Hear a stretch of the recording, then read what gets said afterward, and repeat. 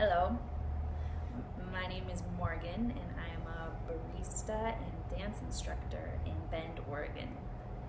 I just completed the Mastery of Connection Redefining Intimacy workshop with Zipporah, and thank you, Zipporah, so much. Wow, this course was profound.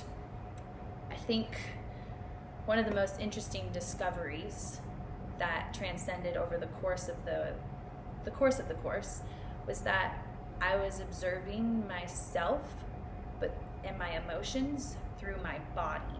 So it was no longer, this is the first time I've not been asked about my mind and the stories and the people and the situations that trigger me. It was about, what is my body saying? For example, 1 week a homework assignment was to pay attention to ways that I sabotage intimacy. And I did that through the breath. So every scenario, for example, for that week, I noticed that when I felt uncomfortable or pain, I held my breath. I basically left my body, went into my mind, and was trying to deal with it up here and not show my emotions, not be vulnerable with people.